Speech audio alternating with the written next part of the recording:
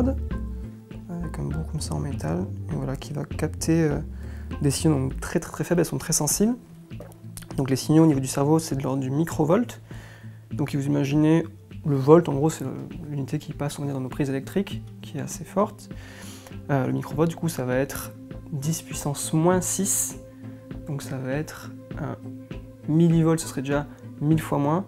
Microvolt, c'est encore 1000 fois moins. Donc 1 million de fois moins qu'un volt normal. Donc c'est vraiment un signal très faible. Donc on a besoin d'électrodes très sensibles. Le monde de la méditation, qui, à mon avis, fait partie des mondes éminemment hermétiques. Mais quand on prend l'évolution dans l'histoire des courants de pensée ou des courants de soins, ils ont tous été hermétiques à un moment, avant justement d'arriver à faire sauter les barrières et à diffuser de façon plus large. Il y a des questions auxquelles il n'y a pas de réponse, du style je vais bientôt mourir, je sens que je pars. Il n'y a pas de réponse à apporter. Il y a de très nombreuses... Donc la peur, elle peut naître du fait que le soignant se sent obligé d'apporter une réponse. Il faut qu'il y ait une aide pour les naïfs, pour les non-sachants de la méditation. Et probablement qu'on a besoin d'un minimum d'arguments scientifiques pour avancer, parce qu'on a tous une culture très scientifique, très cartésienne, et que je n'oppose pas à la méditation. Sauf que l'impact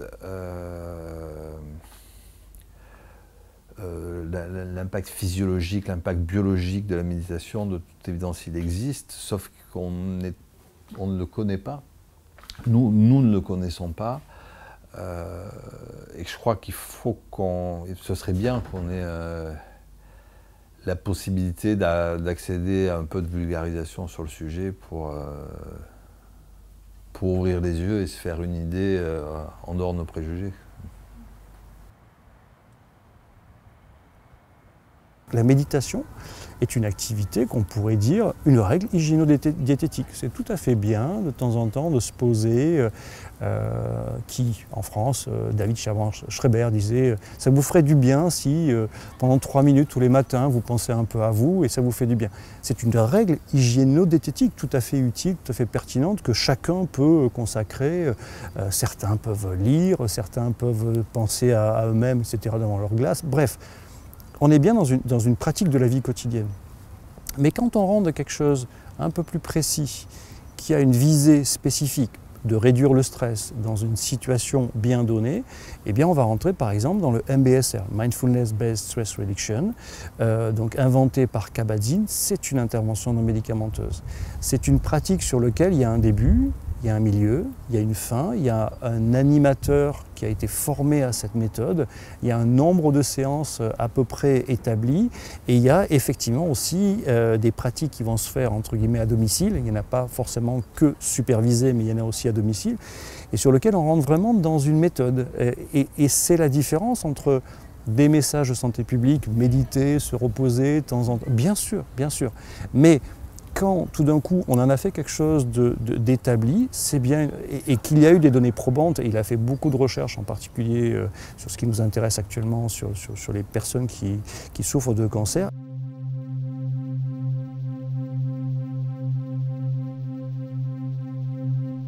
Je m'appelle Antoine Lutz, je suis directeur de recherche à l'INSERM, au Centre de neurosciences de Lyon. Quand j'ai commencé cette recherche, je ne m'étais pas vraiment intéressé à la méditation. C'était un peu par hasard que je suis arrivé sur la méditation. Moi, ce qui était ma question vraiment un peu quasi existentielle, c'est de comprendre la nature de la subjectivité. C'est-à-dire quel est le lien entre cette qualité à la première personne, ces émotions, ce vécu qu'on a, ce sentiment d'exister, et d'autre part, une description de la réalité qui est beaucoup plus en termes de processus, d'objets, de réactions chimiques, de physique, des lois de la physique, etc. Donc quel est le lien entre ces deux ? Et ce qu'on appelle parfois un gouffre explicatif, c'est comment est-ce qu'on peut passer de l'un à l'autre et comment est-ce qu'on peut parler de l'un sans écraser l'autre, voilà. Et donc ça, c'était un peu ma question qui m'a animé au début et qui continue à m'animer. Et ça m'a amené à rencontrer mon directeur de thèse qui s'appelait Francisco Varela, qui était chercheur à la Salpêtrière et qui était un des premiers à s'intéresser non seulement à la conscience, mais aussi à la méditation. Et il avait compris donc, très tôt que la méditation, la pratique de méditation, l'exploration de la conscience par la conscience, c'était un point central non seulement pour l'étude scientifique de la conscience et des processus de la conscience, mais aussi c'est un engagement qui est beaucoup plus riche que simplement une exploration scientifique, mais ça a des implications éthiques dans la manière dont on est au monde, et ça a aussi des implications, on va dire, soteriologiques, c'est-à-dire comment, en lien avec le prendre soin, justement, comment est-ce qu'on aide les autres. Et donc j'ai été frappé par ça, et maintenant je comprends de plus en plus l'intégration naturelle qu'il y a entre comprendre la conscience et comment est-ce que ça amène naturellement vers le prendre soin, et réciproquement le prendre soin nourrit aussi la recherche sur la conscience. Mon directeur de thèse, Francisco Varela, m'avait dit si tu veux vraiment comprendre la conscience, scientifiquement, il faut commencer aussi à la comprendre à la première personne en termes de vécu. La méditation, c'est une forme d'entraînement mental qui vise à deux grandes capacités, donc se familiariser avec le mental et d'autre part transformer le mental, transformer les habitudes. Et plus précisément, il y a 3 grandes familles de méditation. Une famille attentionnelle qui apprend à développer la prise de conscience pour pas qu'on soit happé par le mental. La déconstruction, famille déconstructive, qui apprend à lâcher prise, à se rendre compte que le mental, c'est une pensée un peu négative, c'est qu'une pensée, on peut lâcher prise. Et la 3e famille, dite constructive, va plutôt apprendre à développer et à cultiver certaines habitudes, certains schémas d'habitudes mentales, comme par exemple la bienveillance, la compassion, la patience, etc. Et toutes ces 3 familles ont pour but de développer un peu plus, vont nourrir notre capacité au bien-être. Ces 3 familles, là, c'est un peu schématique, hein, mais elles interagissent l'une avec l'autre, et dans une même session, on peut on peut les intégrer. Alors c'est un champ qui a commencé dans les années 80, avec l'introduction de programmes de méditation laïque, comme le programme de Jon Kabat-Zinn, qu'il a introduit dans les années 80. Et on a d'abord vu des premières études cliniques qui ont montré que c'était faisable, que ça intéressait les gens, que ça pouvait les soulager dans certaines conditions psychiatriques, que ça pouvait aider dans les cas de douleurs chroniques à changer le rapport que l'on a avec la souffrance. Donc c'était vraiment le début. Et ça a amené ensuite à un questionnement sur les mécanismes d'action. Il y a plusieurs études bien faites, randomisées, cliniques, qui ont montré qu'il y a effectivement des changements dans l'anatomie du cerveau suite à ces entraînements. Et qu'on sait aussi maintenant que différents styles de méditation vont agir différemment sur différentes régions du cerveau. Quand vous entraînez par exemple la pleine conscience ou plutôt l'attention, ça va entraîner certaines régions comme le cortex singulaire qui vont être impactées par ça. Quand vous entraînez plutôt la compassion, la bienveillance, ça va affecter d'autres régions. Quand vous entraînez à vous mettre à la place de l'autre, encore une fois, ça va interagir par exemple plus sur le réseau de la théorie de l'esprit, la jonction temporopariétale par exemple. Voilà. Donc on commence à voir un peu ce qui se passe. Qu'est-ce qui se passe quand on leur présente un stimuli qui peut être un peu stressant? Quand on rentre dans la vie de tous les jours, d'un coup, on a je sais pas, une voiture qui nous klaxonne, un collègue qui crie sur nous, nos enfants qui nous agacent, n'importe quoi. Qu'est-ce qui se passe? Voilà, comme une sorte, on va appeler ça un événement stressant, perturbant. Ce qu'on a remarqué aussi avec l'étude scientifique, c'est qu'il semble que les méditants réagissent forcément aussi à un événement stressant. La méditation, c'est pas ne pas avoir de réaction, c'est pas être complètement insensible au monde. Il va y avoir aussi une réaction, mais souvent les méditants arrivent à revenir physiologiquement plus rapidement au niveau de base.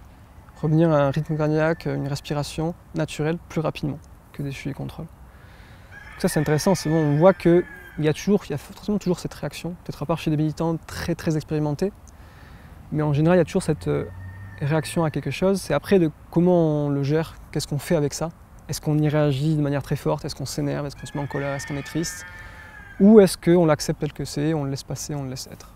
On pense parfois que ça consiste à arrêter les pensées ou bien se détacher du monde, des sensations. En fait, c'est presque tout le contraire. En neuroimagerie, en IRM, il faudrait que je regarde, mais ce qui était vraiment très étudié, c'est au niveau de la douleur. Là, on a vraiment, c'est un paradigme simple où on présente un petit stimuli douloureux à quelqu'un, ça peut être de la chaleur, ça peut être une stimulation électrique, et on voit les réactions du cerveau. Et pareil, encore une fois, le même message, ce qu'on voit, c'est que les méditants, ils réagissent aussi. Sensoriellement, ils sont intacts, et donc voilà, ils réagissent à un stimuli douloureux. Ce ne serait pas adaptatif de ne pas y réagir. Donc les aires du cerveau, qui sont plutôt les aires primaires, donc le cortex sensoriel, le thalamus, vont réagir. Par contre, après, il y a des différences dans les centres qui traitent la douleur après, ceux qui permettent plutôt de réagir à la douleur. Donc par exemple l'amygdale, qui donne les réactions, par exemple, d'évitement, de fuite ou d'attaque, quand on a peur par exemple, quand on est triste.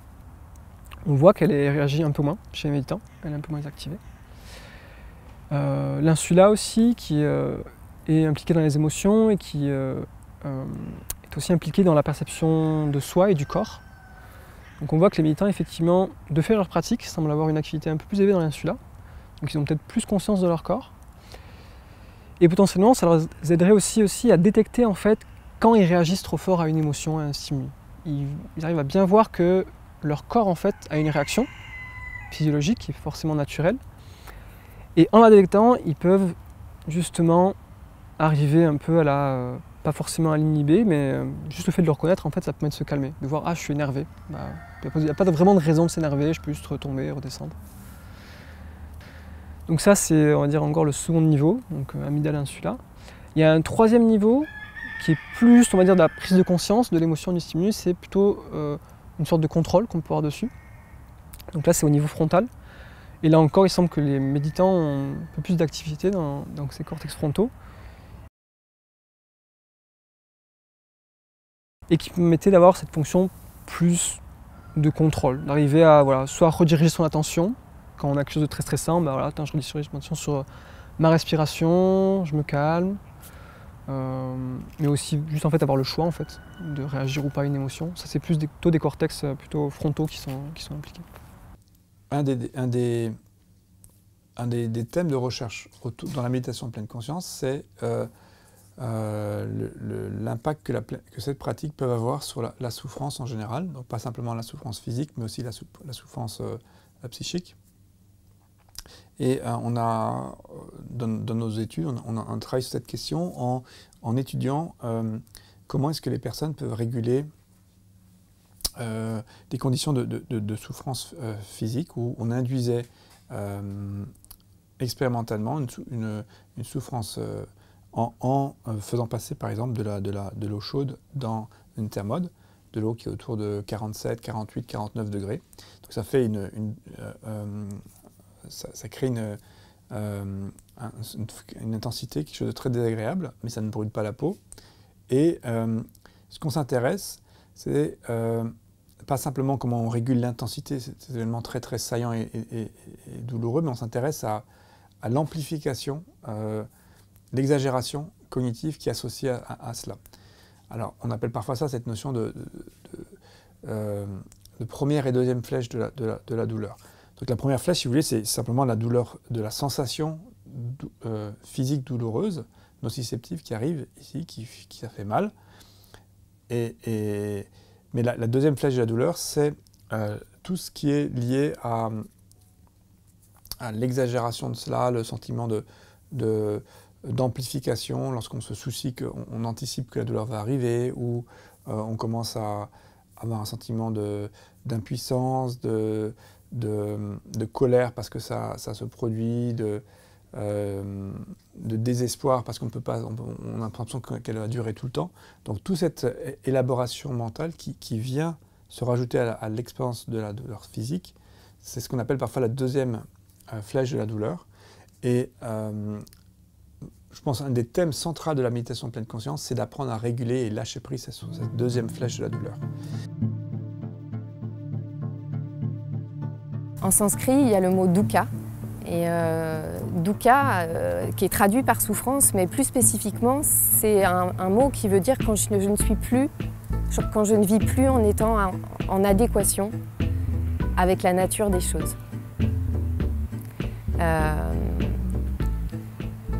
Et la nature des choses, c'est que naturellement, il y aura de la souffrance.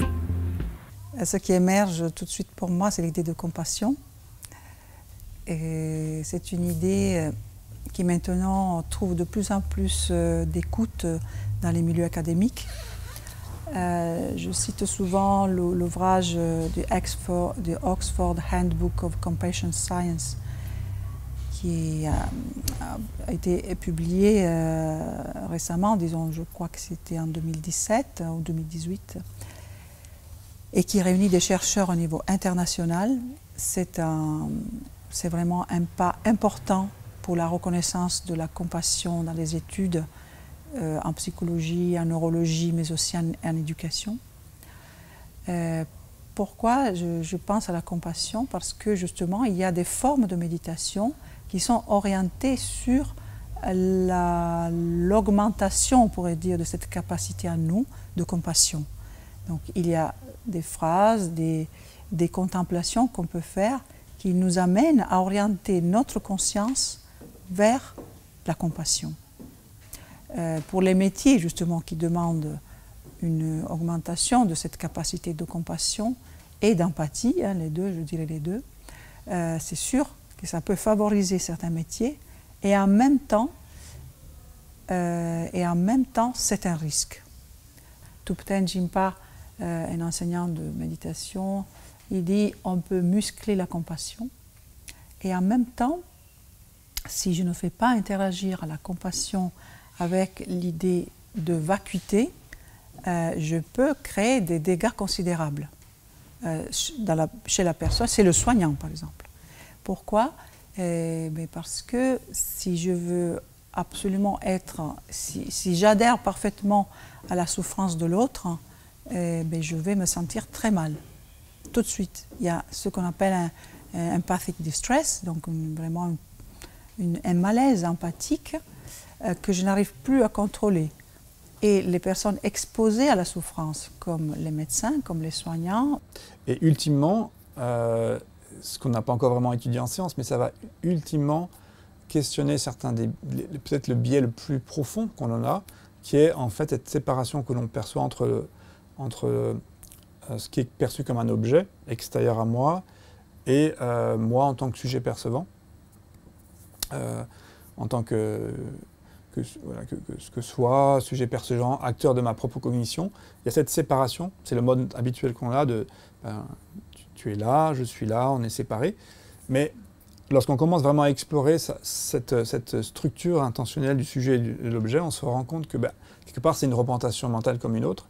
Et dans ces pratiques, on peut quelque part apprendre à lâcher prise ou déconstruire certaines de ce biais interprétatif lui-même, dans le cas de cet exercice de méditation. Et ce que ça apporte finalement, ça apporte peut-être une capacité un peu plus de lâcher prise, une sorte de questionnement, un peu plus de flexibilité par rapport à comment on se conçoit en tant que personne dans la vie et par rapport aux autres. Voilà. Et donc voir que tous les phénomènes émergent de la vacuité. Et quand je dis la vacuité, c'est le mot, dans la philosophie indienne on parle de shunyata. La shunyata n'est pas le vide, mais c'est une plénitude. C'est grâce au vide que tous les phénomènes peuvent apparaître. C'est grâce au vide qu'une galaxie peut se former, qu'un corps peut voir le jour. C'est le mot shunyata a une racine sanscrite qui est cheveux, qui veut dire cheveux, SH qui veut dire enfler. Enfler la graine qui enfle. Donc la shunyata, la vacuité, et c'est ce vide, mais qui permet à la graine de pouvoir se développer. Si je mets trop de graines et il n'y a plus d'espace, la graine ne peut pas devenir une plante. Donc elle a besoin d'espace pour enfler la graine. Donc voilà, je dirais, pour faire le lien avec la philosophie occidentale, je dirais que la vacuité est la plénitude. Et c'est ce potentiel de plénitude qui est dans le vide, donc d'un vide créateur. Donc si si je contemple la vacuité dans des séances bien précises de méditation, je peux voir que tous les phénomènes viennent du vide, de ce vide créateur. Donc la maladie, la santé, ou la joie et la souffrance, la mort et la vie, sont vraiment reliés dans cette idée de vacuité. Et en plus, la vacuité est toujours reliée à quelque chose. Si je prends un objet, j'ai dit cet objet, il est vide de quoi? Par exemple, je prends une fleur. Elle est vide de quoi la fleur? Elle est vide d'existence séparée. Si le soignant, ou si l'enseignant, ou si tous ceux qui sont en face de une certaine souffrance parfois, et parfois je sens les enseignants qui disent « Ah non, non, non, je ne veux pas aller au-delà parce que c'est trop pour moi, je ne veux pas toucher ça, parce que c'est un peu délicat. » Oui, mais parce qu'ils ont peur d'être en face d'une grande souffrance. Mais on ne peut pas avoir peur de la souffrance si on a bâti cette vision de la vacuité qui nous permet de voir que la souffrance et la joie sont reliées et que s'il n'y avait pas, par exemple, la mort cellulaire, je ne pourrais pas être là. Et cette conception de la vacuité et de la relation entre la vie et la mort nous permet de voir, de nous éloigner d'un paradigme occidental, par exemple, la philosophie de l'absurde. L'univers est absurde, l'homme est mal, parce que l'univers est absurde, n'a pas de sens, il y a la mort, et voilà, il y a ce malaise qui s'installe, et combien d'angoisse a pu engendrer cette vision du monde. Heidegger, l'être pour la mort. Nous sommes jetés dans le monde, mais nous ne sommes pas jetés dans le monde. Nous sommes dans une toile de la vie qui est parfaitement interdépendante. Et pourquoi l'homme occidental est devenu tellement triste d'être séparé avec les autres êtres vivants? Parce qu'avec la philosophie de Descartes, en fait, Descartes a dit, voilà, il y a la matière animée, la matière animée. Donc du coup l'homme a été séparé de tous ces êtres vivants, même le sol est vivant. Cette communauté d'êtres humains, ça ne va pas forcément de soi.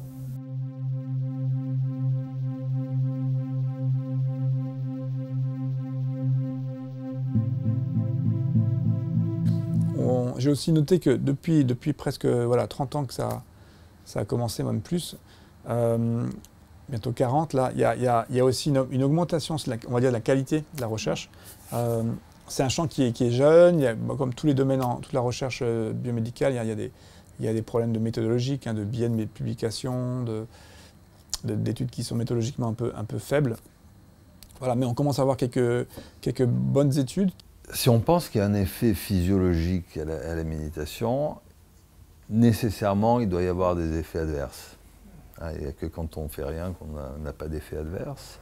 Est-ce que la méditation pourrait avoir des effets délétères sur certaines personnes? Et si oui, dans quel contexte? Est-ce que tout le monde peut méditer ou pas? Donc je pense le champ de recherche est devenu suffisamment mature pour qu'il y ait ce genre de questionnement aussi. Puis il y a aussi un questionnement sur certaines méthodologies.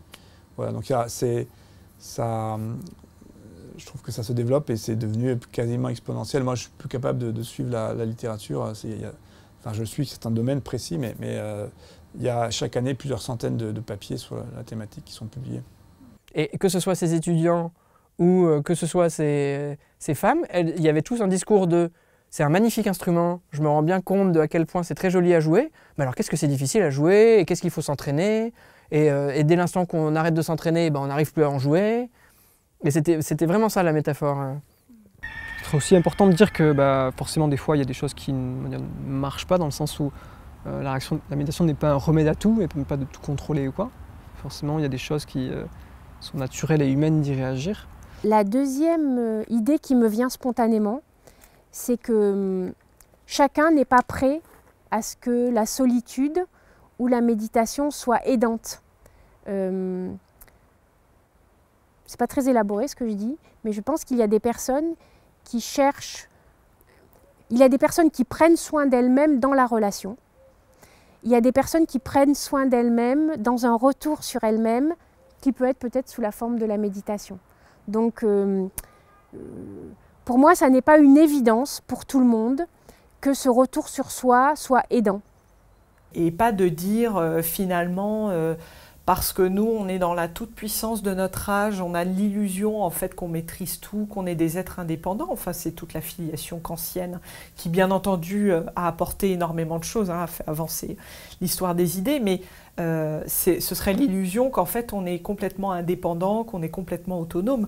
En fait, on a tous besoin les uns des autres. J'ai l'impression qu'il y a l'intérêt qu'il y a actuellement pour les méditations, en particulier la méditation pleine conscience, s'inscrit dans une transformation aussi de la médecine, pour passer d'une médecine qui est plus orientée vers la réduction des symptômes, vers une médecine médicamenteuse, pour une médecine beaucoup plus intégrative, qui est moins paternalisante, plus humaniste. Et je pense que ces pratiques ont un potentiel pour transformer la relation patient-soignant à plusieurs manières. Donc je pense que c'est quelque chose qui est en train de se faire, et il y a de nombreux DU en France qui forment maintenant les médecins à ça, et je pense que ça peut vraiment durablement impacter la médecine, et pour générer un nouveau paradigme beaucoup plus humaniste. On a créé un collège universitaire des médecines intégratives et complémentaires, le CUMIC, en 2017. Actuellement, c'est un professeur de médecine qui s'appelle Jacques Kopferschmidt qui est président de ce CUMIC. Et il a réussi, c'est symbolique, mais c'est quand même important, dans la réforme des études médicales de deuxième cycle, l'obligation depuis septembre 2020 de 20 heures de cours sur la sensibilisation, et je dis bien sensibilisation, ça ne va pas plus loin, sur les interventions non médicamenteuses. Le message, c'est un symbole. 20 heures, c'est rien, effectivement. Mais ça sort de ce que j'évoquais au départ en disant tout ça, c'est de l'hygiénodététique.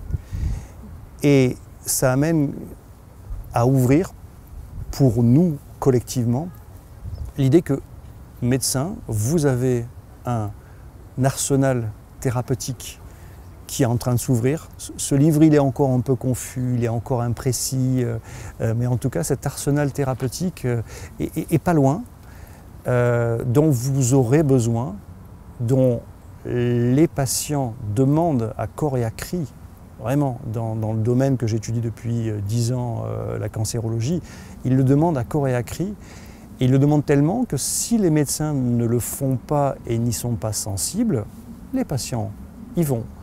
Une étude de René publiée là récemment sur l'environnement parisien, ils ont interrogé 85 patients souffrant d'un cancer traités.